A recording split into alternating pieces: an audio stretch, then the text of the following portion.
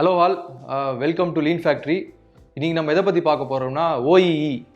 OEEங்கிறது என்னன்னா overall equipment effectiveness.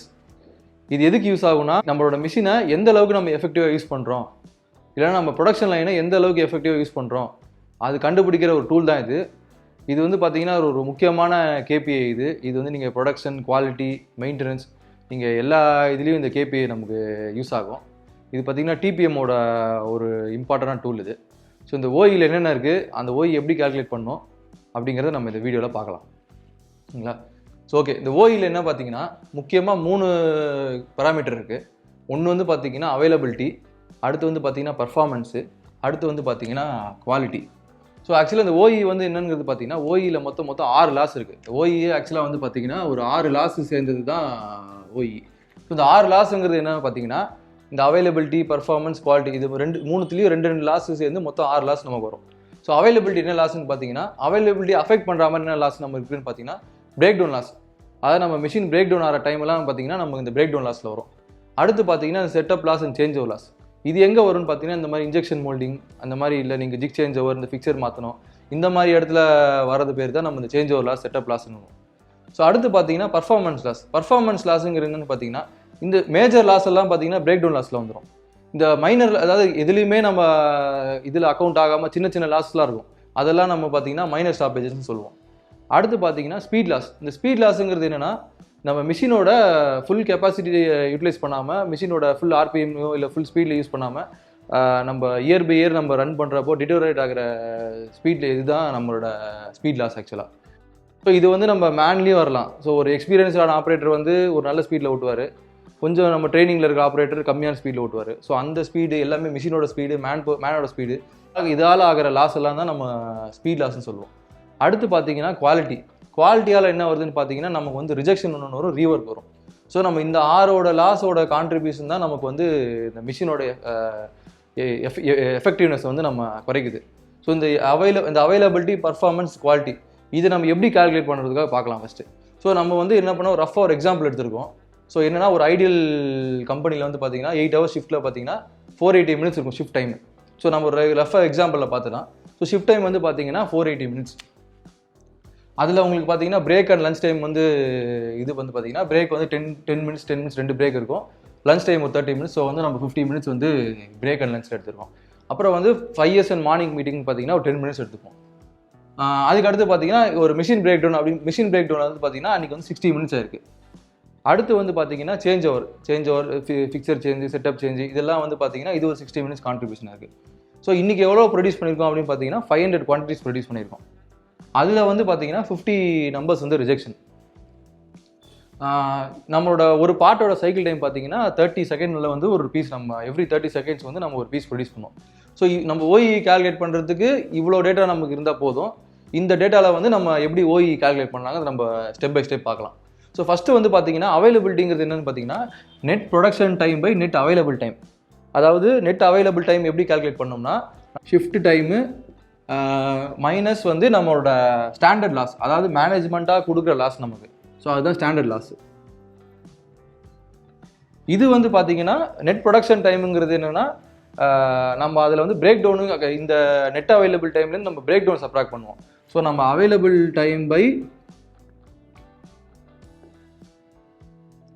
Available time minus இந்த நம்ம breakdown and change over போட்டிருப்போம். ஸோ இந்த loss breakdown and change over. So இந்த 2 loss add பண்ணிவிட்டு நம்ம இதை சப்ராக்ட் பண்ணால் வந்துடும். ஸோ அடுத்து இப்போ இதில் என்னென்னு பார்த்தீங்கன்னா ஷிஃப்ட் டைம் வந்து பார்த்தீங்கன்னா நமக்கு வந்து 480 கொடுத்துருக்கு. இப்போது ஸ்டாண்டர்ட் லாஸுங்கிறது மேனேஜ்மெண்ட்டாக நமக்கு வந்து கொடுக்குற ஸ்டாண்டர்ட் லாஸ் பார்த்தீங்கன்னா பிரேக், லஞ்ச் டைம் ஒன்று, அப்புறம் 5S மீட்டிங் ஒன்று. ஸோ இது 2 நம்ம ஆட் பண்ணி போட்டோம்னா 60 வரும். ஸோ இது சப்ராக்ட் பண்ணால் தான் நமக்கு அவைலபிள் டைம் வரும். அவைலபிள் டைம் எவ்வளோன்னு பார்த்தீங்கன்னா 420. ஸோ இதில் வந்து நம்ம என்ன சப்ராக்ட் பண்ணோம்னா breakdown and change over. Breakdown and change over எவ்வளோ பார்த்தீங்கன்னா 60 வந்து இது ஒரு 60, இது ஒரு 60, 120 மினிட்ஸ். ஸோ இந்த 120 நான் இங்கே எழுதிக்கிறேன். ஸோ இப்போ இதை கால்குலேட் பண்ணி போட்டோம்னா இது வந்து 300, இது வந்து 420. ஸோ இப்போ ஓகே, இதை நம்ம டிவைட் பண்ணி போட்டோம்னா நமக்கு 71% வரும். ஸோ நம்ம வந்து அவைலபிலிட்டி பார்த்தீங்கன்னா நெட் அவைலபிள் டைம் வந்து பார்த்தீங்கன்னா 420 மினிட்ஸ் இருக்குது. அதில் என்னால் 300 மினிட்ஸ் தான் என்னால் வந்து ப்ரொடக்ஷன் பண்ண முடிஞ்சு. ஸோ 71% தான் என்னால் அந்த அவைலபிள் டைமை எஃபெக்டிவாக யூஸ் பண்ண முடிஞ்சு. ஸோ அடுத்து வந்து பார்த்தீங்கன்னா பர்ஃபார்மன்ஸு. இந்த பர்ஃபார்மன்ஸை எப்படி நம்ம கேல்குலேட் பண்ணோம், அது ஒரு ஃபார்முலா பார்த்தீங்கன்னா actual out by planned output. So இது எப்படி நம்ம கேல்குலேட் பண்ணலாம்னா, நமக்கு வந்து இந்த பிளான்ட் அவுட்புட்டுங்கிறது எங்கே எடுக்கணும்னா இந்த நெட் ப்ரொடக்ஷன் டைம்னு எடுக்கணும். இப்போ நெட் ப்ரொடக்ஷன் டைம் வந்து பார்த்தீங்கன்னா 300 minutes இருக்குது. நமக்கு ஆல்ரெடி தெரியும் நம்மளோட ஒரு சைக்கிள் டைம், ஒரு ப்ராடக்ட் ப்ரொடியூஸ் பண்ணுறதுக்கு வந்து 30 seconds சைக்கிள் டைம். ஸோ நம்ம இந்த 300 minutesக்கு எவ்வளோ ப்ராடக்ட் ப்ரொடியூஸ் பண்ணலாம்னா 600 ப்ராடக்ட்ஸ் ப்ரொடியூஸ் பண்ணலாம். ஸோ பிளான்ட் அவுட்புட் வந்து என்னென்னா 600. ஓகேங்களா. நமக்கு ஆக்சுவல் அவுட்புட் என்ன போயிருக்குன்னா நமக்கு இங்கே டேட்டா இருக்குது. ஆக்சுவல் அவுட்புட் எங்கே இருக்குது, ப்ரொடக்ஷன் குவான்டிட்டின்னு இருக்குது. ஸோ அது வந்து நம்ம 500. ஸோ இங்கே வந்து நம்ம 500 எழுதிக்கிறோம். ஸோ இதை நம்ம கேல்குலேட் பண்ணுறப்போ என்ன வருதுன்னா 83% வருது. ஓகேவா, 83. ஓகே. ஸோ நம்மளோட பர்ஃபார்மன்ஸ் வந்து பார்த்தீங்கன்னா 600 பண்ண வேண்டிய இடத்துல 500 தான் பண்ணியிருக்கோம். ஏன் 500 பண்ணியிருக்கோம்னா, நம்ம இங்கே சொன்ன மாதிரி ஏதாவது ஸ்பீட் லாஸ் இருக்கலாம், இல்லை அங்கங்கே நம்ம மைனஸ் ஸ்டாப்பேஜஸ் இருக்கலாம், ரிஜெக்ஷனால், இல்லை வேறு ஏதாவது இஷ்யூஸ் எல்லாம் இருக்கலாம். ஸோ அதனால் நம்ம 600 பண்ண வேண்டிய இடத்துல நம்மளால் 500 ப்ராடக்ட்ஸ் தான் பண்ண முடிஞ்சிச்சு. ஸோ நம்மளோட பர்ஃபார்மன்ஸ் பார்த்தீங்கன்னா 83% இருக்குது. ஓகே. அடுத்து வந்து பார்த்தீங்கன்னா குவாலிட்டி என்னென்னா நம்மளோட good products produced by total products produced. Good products எவ்வளோ ப்ரொடியூஸ் பண்ணியிருக்கோன்னு பார்த்தீங்கன்னா நம்ம ரிஜெக்ஷன் வந்து 15 கொடுத்துருக்கோம். ஸோ நம்ம ரிஜெக்ஷன் அப்போ 15னா நம்மளோட குட் ப்ராடக்ட்ஸ் எவ்வளோன்னு பார்த்தீங்கன்னா 450 வரும். ஏன்னா நம்ம வந்து ப்ரொடக்ஷன் குவான்டிட்டி வந்து 500 இங்கே போட்டிருக்கோம். ஸோ நம்ம குட் ப்ராடக்ட்ஸ் ப்ரொடியூஸுங்கிறது என்னென்னா 500 - 50 by total products producer. Total product producer வந்து 500. ஸோ இது வந்து என்னென்னு பார்த்தீங்கன்னா 450 பை 500. ஸோ நமக்கு வந்து கேல்குலேட் பண்ணால் 90% வரும். ஓகே. ஸோ நம்மளோட குவாலிட்டி வந்து பார்த்தீங்கன்னா இப்போது 90% வந்துருக்கு. ஸோ நம்ம ஓஇயோட ஃபார்முலா என்னென்னு பார்த்தீங்கன்னா அவைலபிலிட்டி, பர்ஃபார்மன்ஸ், குவாலிட்டி, இது மூணுத்தோட ப்ராடக்ட் தான் நம்ம வந்து ஓஇன்னு சொல்லுவோம். ஸோ இப்போ நம்ம இங்கே போட்டிருக்கிறது என்னென்னு பார்த்தீங்கன்னா இங்கே வந்து அவைலபிலிட்டி வந்து 71% இருக்குது. அடுத்து வந்து பார்த்தீங்கன்னா பர்ஃபார்மன்ஸ் வந்து 83% இருக்குது. அடுத்து வந்து குவாலிட்டி வந்து பார்த்தீங்கன்னா 90% இருக்குது.